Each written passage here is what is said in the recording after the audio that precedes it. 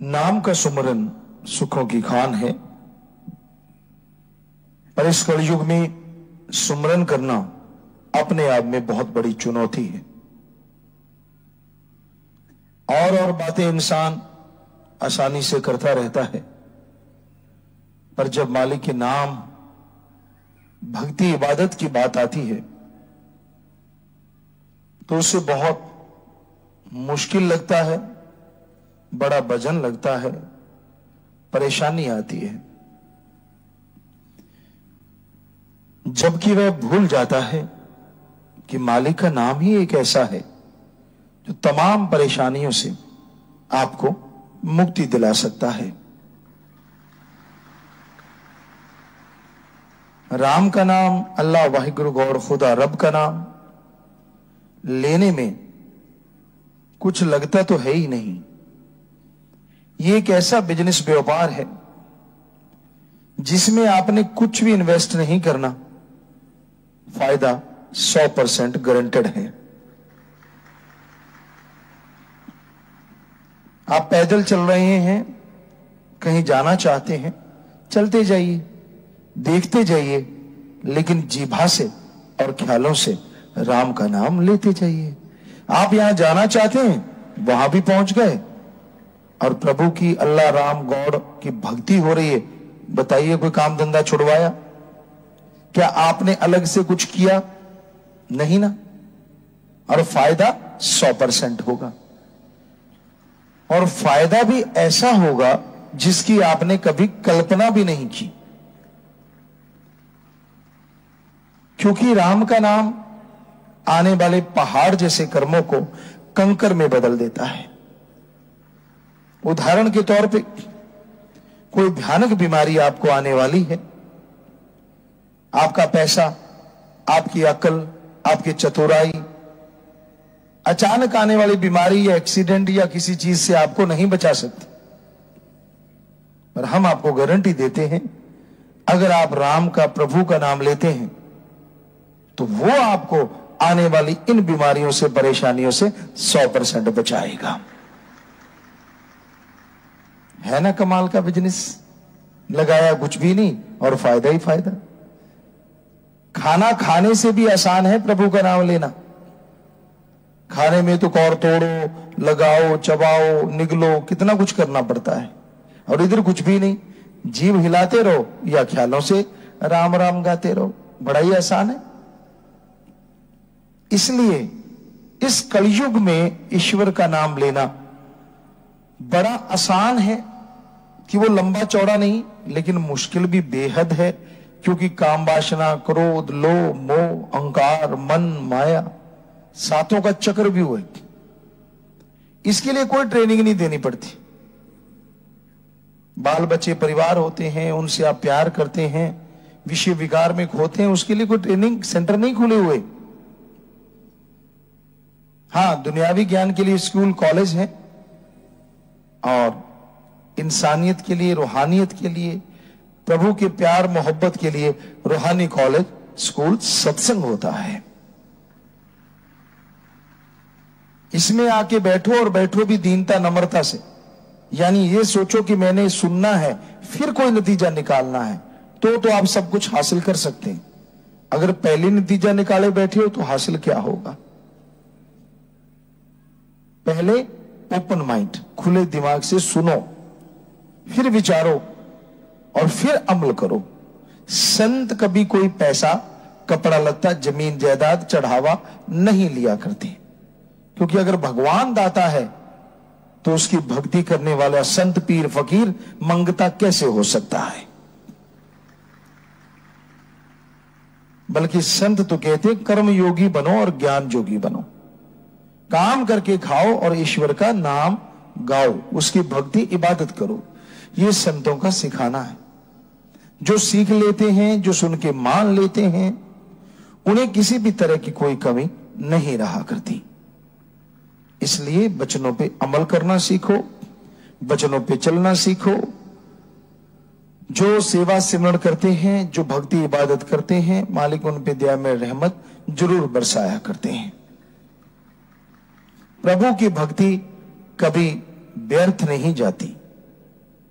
जीभा से एक बार भी आप प्रभु के नाम का जाप करते हैं, मालिक की भक्ति इबादत करते हैं, यकीनन वो आपके जीवन में, आपकी आत्मा के लिए फायदेमंद साबित होगा ही होगा।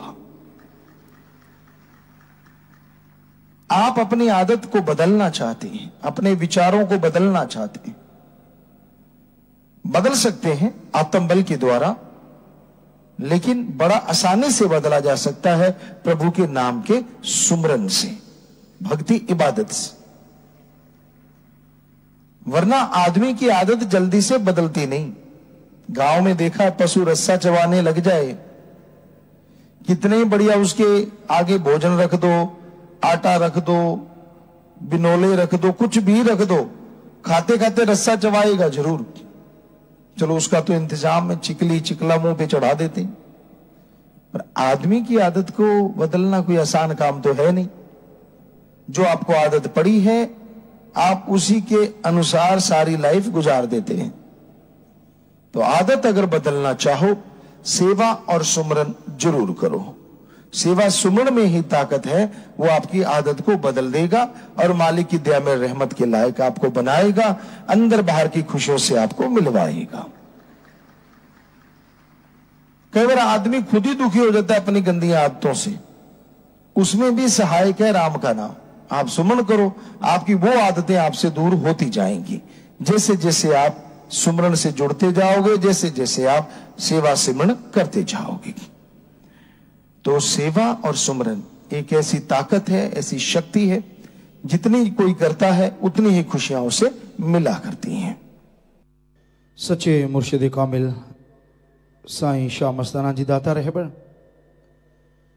जिनका ये जन्म महीना चल रहा है, अगर वो रहमो करम ना करते तो आज इंसानियत की जोत जो 4.5-5 करोड़ लोग जगाए हुए हैं, शायद वो जग ना पाते। उनका रहमो करम जब वो आए तो सरसा के इस एरिया में, यहां तो मरुधरा, बहुत ऊंचे ऊंचे टीले थे, और यहां शाह मस्ताना जी धाम है, वहां आसपास जंगलात था। बस अड्डे से इधर इधर मकान नए के बराबर कोई था ही नहीं, और बंजर भूमि थी। तो साईं जी ने आके अपने गुरु का हुक्म बजाया, वहां एक कुटिया बनाई, कांटेदार झाड़ियों की बाड़ की, बड़े बिच्छू सांप निकला करते थे, कोबरा। तो जो भक्तजन सेवा कर रहे थे कहने लगे, साईं जी यहां तो बहुत सांप है और बड़े भयानक है, कोबरा है, कैसे बचे इनसे, ये तो बड़े खतरनाक हैं, बिच्छू हैं। तो मस्ताना जी महाराज मुस्कुरा के कहने लगे, बरी आप इनको कुछ ना कहो, ये आपको कुछ नहीं कहते, छेड़ो ना। तो वो दिन से आज दिन सत्संगी जब नहीं छेड़ते, या कोबरे आज भी निकलते हैं, सवाल ही पैदा नहीं होता कि वो किसी को डसे, बल्कि सतब्रह्मचारी भाई ऐसे टेक्निक बना ली गई है कि उनको पकड़ते हैं, 20 लीटर की जैसे बोतल उसमें डालते हैं, और दूर जंगलात में, यहाँ आबादी नहीं है, वहाँ छोड़ आते हैं। और हैरानी ये है कि वो आराम से जब छोड़ते हैं तो किसी को कोई तंग नहीं, वहाँ उनको लगता है कि हाँ यही जगह है हमारी, हम गलत जगह निकल आए। तो ये बेपरवाह जी के वचन नहीं तो और क्या है, वरना कोबरा को हाथ लगाना तो दूर, आदमी दूर से भाग जाते हैं। बिच्छू निकलते हैं, कभी हमें याद नहीं है कि किसी को बिच्छू ने यहाँ काटा हो। तो ये बेपरवाह जी के वचन सच थे, सच हैं और सच ही रहेंगे।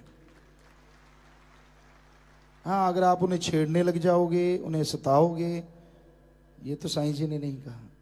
वचन ये थे कि अगर आप नहीं छेड़ते, आपको वो कुछ नहीं कहते और आपने उनको कुछ नहीं कहना। तो यही हो रहा है। तो ये बेपरवाह जी का दर, यहां किसी को कुछ नहीं कहा जाता। विषधर को जब कुछ नहीं कहते तो बाकी तो बात ही छोड़िए, उनको भी पकड़ के छोड़ते हैं कि हर प्राणी में जान है, मालिक जान देने वाला है और मालिक की जान लेने वाला है, कोई उसमें दखलंदाजी नहीं कर सकता। हाँ, अगर कोई जख्मी है, अगर कोई दुख में तड़फ रहा है, व्याकुल है, उसकी सार संभाल करनी है हमने, उसका साथ देना है। तो ये साथ संगत पूरे दुनिया में ये कार्य कर रही है। डंके की चोट पे साईं जी के वचन, हर जगह राम नाम की चर्चा हो रही है, हर जगह लोग मालिक की पूजा कर रहे हैं, अपने दाता रहबर की भक्ति इबादत कर रहे हैं। तो भाई उस साईं मुर्शिद कामिल के पवित्र जन्म महीने की, क्योंकि कल को तो जन्मदिन है, आप सबको बहुत मुबारकबाद।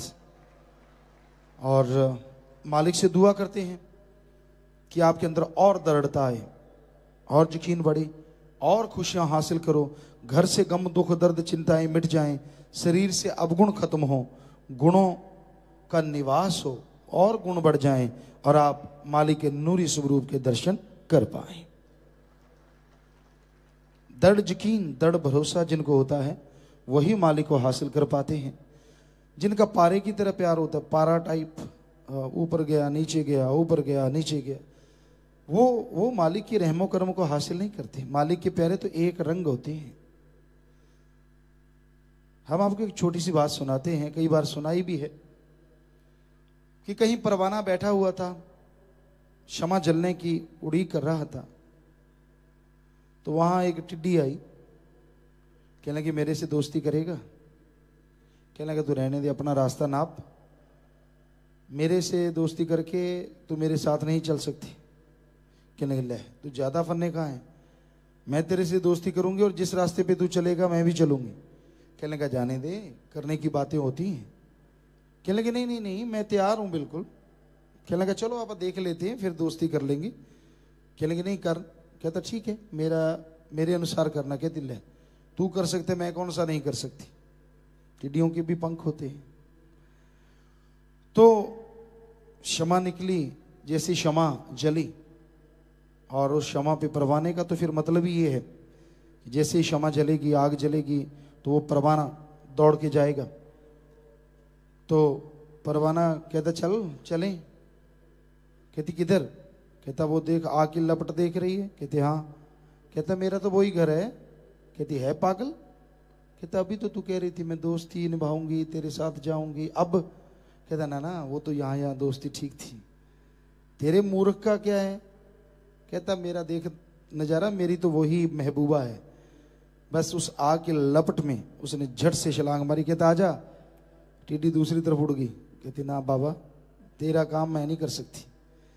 सो कहने का मतलब आशिक ऐसा होता है, गम आए, दुख आए, चिंता आए, परेशानी आए, वो परवाह नहीं करता। उसका निगाह अपने अल्लाह वाहिगुरु राम पे होती है, और फिर राम भी उसके पहाड़ को कंकर बनाने में चुटकी से भी कम समय लेता है। इतना दृढ़ यकीन होता है, इतना दृढ़ विश्वास होता है जिनको, वही खुशियां लूटते हैं, उन्हीं की झोलियां माला माल होती हैं। एक लगी तो बस फिर वो तो क्या हासिल कर लेंगे। सो भाई मालिक के प्यार मोहब्बत की राह पे साईं जी ने यही बताया कि चलती हुई अगर आपको कोई गम आता है, थोड़ा दुख आता है, कोई तकलीफ आती है, कोई परेशानी आती है, तो आप टेंशन ना लीजिए। हो सकता है कोई आपका भयानक कर्म कट रहा हो सकता है कि आपकी जगह पे कोई और थोड़ी परेशानी से काम चल गया हो, इसलिए चिंता ना करो, दृढ़ यकीन रखो, सुमन करो, मालिक की राह पे चलो, तो अंदर बाहर मालिक की खुशियों से माला माल हो जाओगे।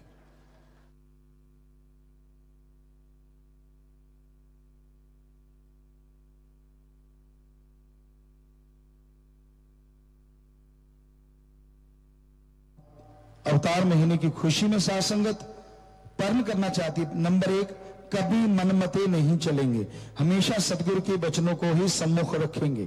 ध्यान से सुन लीजिए, कभी मनमते नहीं चलेंगे, हमेशा सतगुरु के वचनों को ही सम्मुख रख के चलेंगे।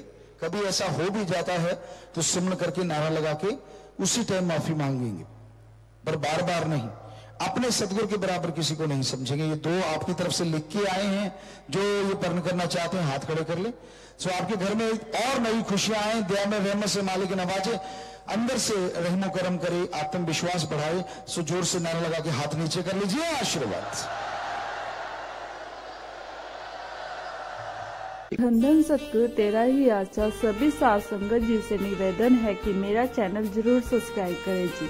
धन धन सतगुरु तेरा ही आसरा।